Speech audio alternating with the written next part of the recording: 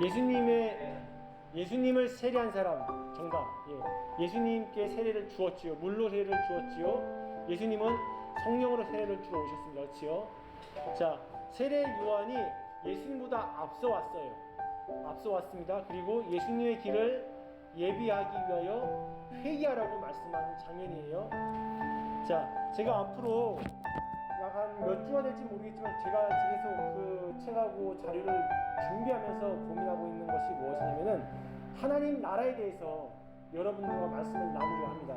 여태까지는 성경의 원리되는 것을 뽑아가지고 추출해가지고 그것을 적용하는 방식으로 나갔는데 제가 고민하다가 전체 숲을 알아야지, 성경이란 전체 숲을 알아야지 이게 입체적으로 와닿을 수 있겠다. 어느 한 마태복음의 몇 장 몇 절만 이렇게 하는 것이 아니라 성경 전체를 얘기하고 그 다음에 그 부분을 얘기하지 숲과 나무를 보면서 내가 어디에 지금 서 있는지를 볼 수 있겠다 라는 생각이 들어서 하나님 나라에 대해서 이야기를 하려고 해요. 첫 번째 시간입니다. 하나님 나라와 열매란이라는 제목으로 말씀을 나눌 거예요. 여러분, 나라의 구성 요소를 아십니까? 보통 세 가지라고 얘기하죠. 우리 중학교 때 국사 시간에 배우고 다 배웠을 거예요. 지금은 기억이 안 날 수 있어요. 다 배웠습니다. 첫째는 뭐죠? 국민, 사람이 있어야 되고, 주권, 정부, 주권을 이렇게 이양하고 알려줘야 되니까 주권, 국민 주권. 하나가 더 살아야 되니까 살기 어디 위해 삽니까? 터전. 그렇지, 터전, 토지. 그래서 영토라고 하죠. 그래서 국민 주권, 영토라고 합니다. 이 세 가지가 기본적으로 조건이 되어 있어야 나라라고 불려요. 자, 근데 성경에도 하나님의 나라가 존재해요. 성경에도 하나님 나라가 존재한다. 자, 먼저 이 나라의 주인 누구겠어요? 당연히 하나님이시죠. 하나님께서 통치하시기 때문에. 그리고 그 이양된 주권을 우리에게 주셨죠. 사람이 살아갑니다. 그리고 또 하나님의 나라에 있어서 성경은 뭐라고 합니까? 동일하게 우리에게 거저할 수 있도록 영토, 토지를 주셨단 말이에요. 이게 레위기 나오는 말씀이에요. 그래서 레위기 출애굽기에 보면은 하나님께서 하나님의 백성을 부르시고 그 다음에 제사법을 주심으로써 자유를 주시고 그 다음에 토지 영토를 주세요. 자, 이런 맥락에서 보겠습니다. 자, 구약에는 하나님의 나라라고 표현이 되어 있어요. 하나님의 나라, 정확하게 말하면 구약에 하나님의 나라라는 말이 나오지 않는데 여호와의 나라, 그리고 여호와께 다스리시는 나라라는 표현만 나와요.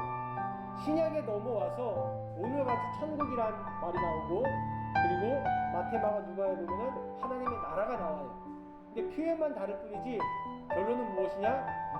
하나님께서 다스리시는 나라가 핵심이에요. 이게 골자입니다. 신구약에.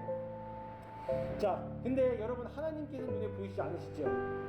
근데 분명하게 이 우주와 전세를 통치하신다는 것은 우리는 거시적으로는 알고 있습니다. 그래서 성경에서는 하나님께서 다스리실 때 어떠한 방식으로 하십니까? 놀랄만한 방식이죠. 출애굽에 어떤 일을 벌이세요? 막 하늘에서 10가지 제약을 통해서 보이시고, 그 다음에 그런 고고한 흔적들이 여전히 남아있는 것도 아시죠? 실제로 그런 일들이 있고, 그런 것을 또 가르치고 알려준 데가 창조과학회라는 것도 있고, 다양한 운동을 하는 사람들이 있다는 거예요. 그러니까 성경이 역사적인 사실을 어느 정도 품고 있다는 것을 이야기하는 겁니다, 저는. 자, 그런데 이 하나님께서 통치하시는 나라인데 중요한 것은 눈에 보이지 않기 때문에 역동적으로 다양한 방식으로 사람을 만지시고 그 환경을 조정하신다는 거예요. 자, 오늘 본문에 마태복음 3장 2절에는 이렇게 나옵니다. 회개하라, 천국이 가까이 왔느니라 하였으니, 여기서 천국이라는 표현을 봤어요. 보면 우리는 어떻게 생각하냐면은 이 땅에서 임하는 것이 아닌 죽어서, 맞죠? 사후에 죽어서 가는 가시적이지 않은 영적인 세계. 그곳은 영화도 봤을 거예요. 막 깨끗한 물이 흐르고 막 그 천사 날개와 함께 막 이렇게 있고, 그런 식으로 천국을 우리가 생각한단 말이에요. 근데 여러분, 원문에 보면은 해 마실레이아 톤 우라논이라는 표현이 나옵니다. 마실레이아가 통치하다라는 단어의 동사입니다. 이것이 명사가 되면은 왕권 통치가 돼요. 우라논은 뭐냐? 우라논은 토지를 말하는 거예요. 토지 위에 하늘과 하늘을 넘어선 전 공간을 우라논이라고 표현해요. 근데 이 원문을 정확하게 번역하면 뭐냐면은 땅과 하늘과 온 삼라만상을 다스리신다라고 해석을 할 수 있다는 거예요. 천국이, 우리는 천국을 읽으면 생각하잖아요. 그게 아니란 뜻입니다. 이해되시죠? 제가 아까 신구약의 하나님의 통치하고 그 역동적으로 다시 하나님의 나라라는 큰 성경의 틀을 지금 마태복음 3장 2절에서 제가 천국이라는 단어를 가지고 얘기한 거예요. 여러분, 이게 지금 세례요한의 첫 설교입니다. 세례요한이 사역자로서 소명을 딱 받고 앞으로 튀어나가는 거예요. 우리 여기 화승 선생님이 졸업을 하면은 어떤 기업이나 직장에 들어가겠지요? 첫 사명을 시작하겠지요? 그것처럼 세례요한이 첫 사명을 시작한다는 거예요. 여러분도 지금 학교를 졸업하면 어떤 일을 본격적으로 시작하지 않습니까? 지금 세례요한의 첫 시작인 거예요. 첫 마디가 다른 게 아니라 회개하라, 천국이 가까이 왔다라 이야기예요. 다시 말하면 회개하시오.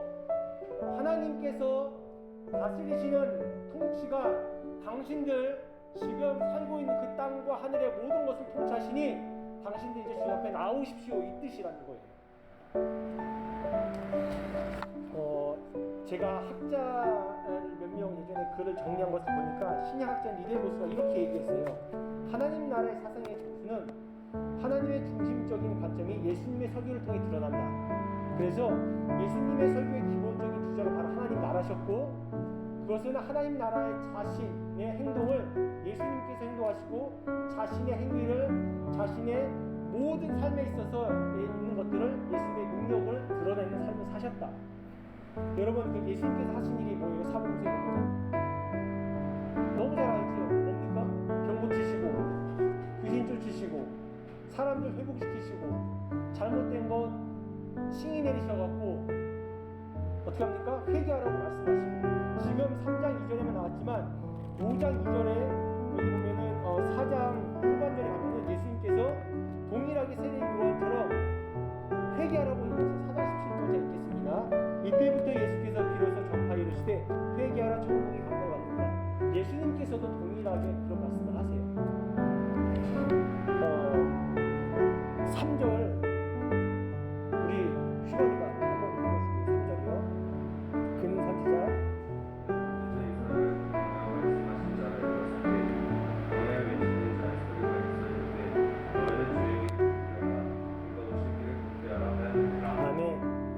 광야 앞에 미음 있지요. 표기 미음 보여요 혹시? 그게 각주거든요. 그 미음 한번 밑에 보면은 보입니까? 40장 3절 보이지요? 4가 뭡니까? 이사야. 감사합니다. 이사야 40장 3절에 이사야 선지자가 이 말을 했어요. 근데 누굴 보고 했냐면은 앞으로 오실 그리스도를 400년 전에 보고 예언을 했단 말이에요. 신약에서 말씀을 지금 세례 요한이 구약의 선지자의 이야기를 자기가 기억한 것을 사람들 앞에서 첫 설교로 선포했다는 거예요. 그러한 맥락을 보라는 겁니다. 그러니까 지금 제가 여러분에게 성경 전체 안에서 하나님의 통치와 구약의 중요한 예수님의 예언과 신약에서 예수님 바로 전에 세례 요한이 지금 말하고 있다는 것을 큰 숲을 보라는 뜻이에요. 자, 그러면서 세례 요한이 이사야 선지자를 가지고 말하면서 회개하라고 말합니다. 그렇다면 여기는 우리는 이렇게 생각해야 돼요. 당시 듣고 있는 이스라엘 백성들에게 회개하라고 했는데 이것이 그들에게만 적용되나? 아니면 나에게 적용되나? 성경은 여러분 당시 해당 사람들에게 적용되는 건 첫 번째지만 그 다음에 누구에게 적용합니까? 나에게 어떻게 적용할지를 고민해야 된다고 했어요. 그래야지 성경이 살아있는 말씀이 된다고 얘기했습니다. 자, 여기서 다시 오실 길을 곧게 하라. 곧게 하라는 제가 단어를 찾아보니까 원문에 현재 진행형으로 나와 있어요. 성경의 문법상 현재 진행형이란 말은 이 말이 그때 당시에만 연결되는 것이 아니고요. 지금 이 시대에 나에게도 현재 진행형으로 임하고 있다고 해석하는 거예요. 이게 제가 해석하는 방법이 아니라 설교하게 보면은 원문 해석 방법 중에 하나예요. 원문을 읽고 이 문법에 따라서 어떻게 적용할지가 달라진단 말이에요. 과거형인지 현재 진행형인지 능동형인지 다 달라져요. 그렇기 때문에 이 말씀 우리에게 적용이 되는데 중요한 거는 당시 이스라엘 백성들은 회개를 해야 했습니다. 어떤 회개예요? 하나님 예수 그리스도에 오는 것도 보지도 못하고 그리고 예수님이 오는데 어떻게 온다고 알고 있냐? 강한 왕권을 가진 백마 타고 흑마 타고 오는 힘을 가진 메시아로 오고 있다는 거예요. 지금 이 사람들은 현재 당시 로마의 상황에서 치하에 살고 있는 속국입니다. 그런 이스라엘 백성들에게 하나님 나라는 메시아 오셔가지고 자기를 구원하시고 이 나라를 모든 만국 로마도 이기는 하나님을 기억했단 말이에요. 근데 이 회개하라는 말 안에는 그렇게 하나님이 오시는 게 아니라 죽으시고 연약한 자를 오셔서 모든 사람을 대속하시기 위해 오신 개념이다라고 알려주는 개념으로서의 회개하라고 포함되는 거예요. 두 번째 회개하는 뭐냐? 하나님의 능력을 경험하지 못하니까 눈에 보이는 방식대로 살아갑니다. 가장 눈에 보이는 게 중요한 기준이 뭐예요? 무엇이 있으면 다 할 수 있습니까? 결론은 돈이 있으면 다 할 수 있어요. 이때 당시에도 바리새인과 사두개인들이 가르친 사람이었는데 이 사람들이 성전에서 사고 파는 행위를 하죠. 그래서 뭘 법니까? 돈을 벌어요. 그래서 예수님께 화가 나셔가지고 채찍질하시면서 상을 뒤엎으신 거 아시지요? 그러면서 이곳은 만민이 기도하는 집이다. 다 썩 나가라고 얘기하시잖아요. 돈에 붙들려 있었던 가르친 사람이나 이스라엘 백성 모두가 하나님을 떠나 있었기 때문에 다른 것이 아니라 회개하라고 말씀하세요. 회개하라. 그 회개의 실체는 뭐냐? 내가 하나님을 바라보지 못하고 듣기만 하고 실제가 된 하나님이 아니라 사상의 하나님, 문자 하나님으로만 이해하고 있었던 그것을 버리고 회개하라는 거예요. 그리고 하나님은 강한 자로 오신 게 아니라 약자 죽으로 십자가의 길로 오신 하나님이다. 생각을 바꾸라고 얘기하는 거라는 거예요. 이것을 여러분 제가 이렇게 적용하겠습니다. 여러분의 회개는 그러면 무엇입니까? 한번 생각해 보세요. 그러면 이렇게 말할 거예요.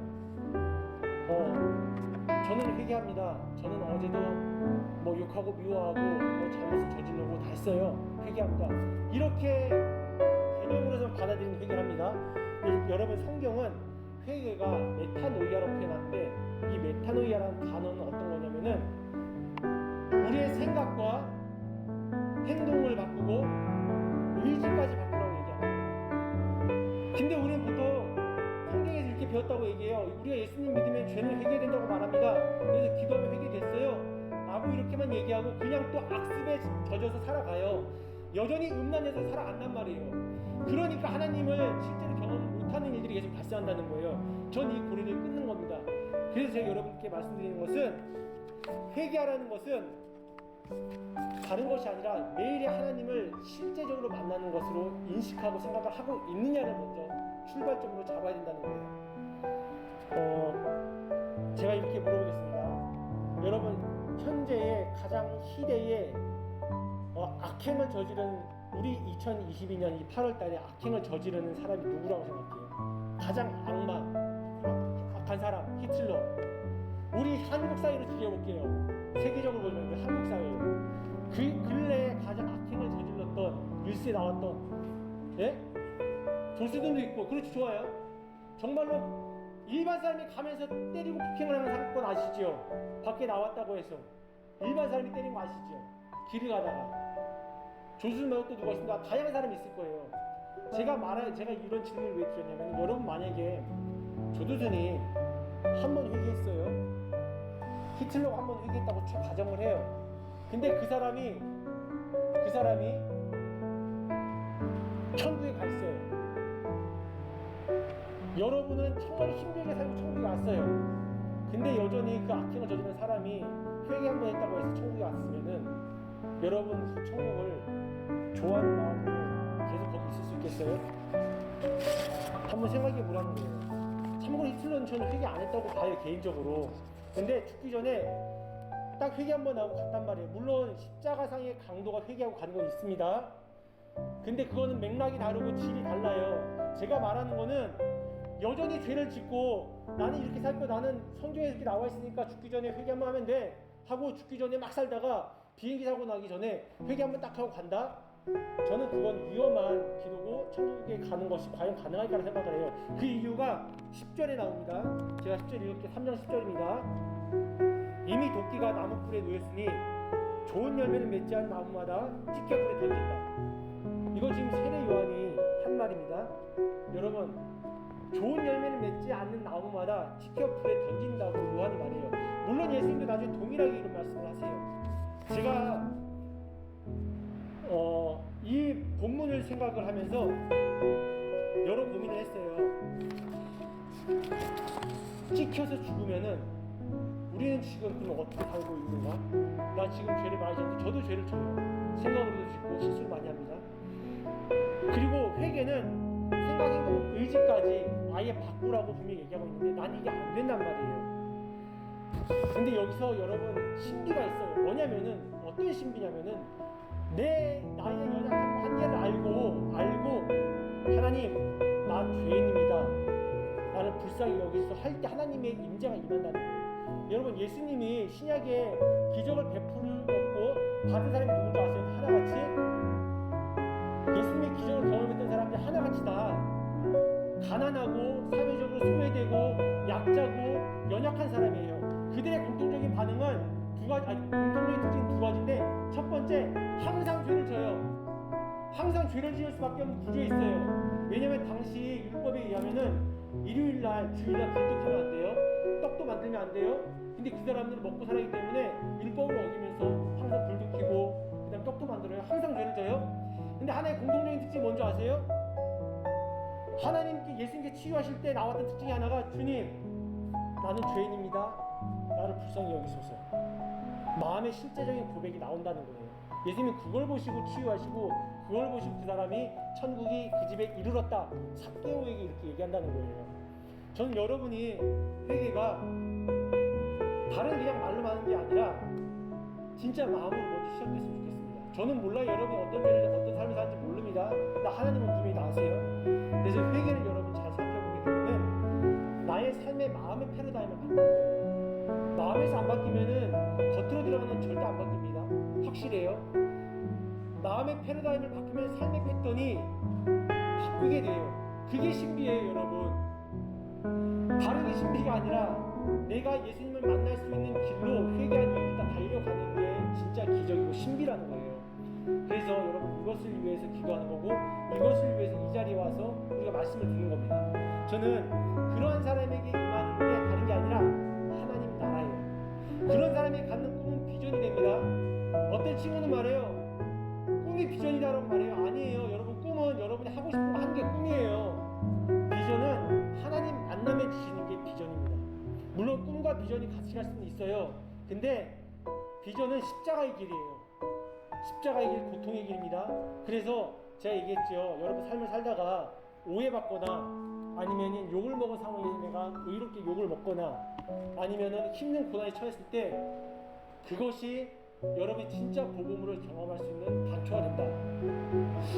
저는 이 시간 우리가 이렇게 좀 기도했으면 좋겠습니다. 나의 삶을 회개하지 않거나 대충 뒤로 미루지 않고 그리고 분투하는 말씀으로 나아가길 원합니다.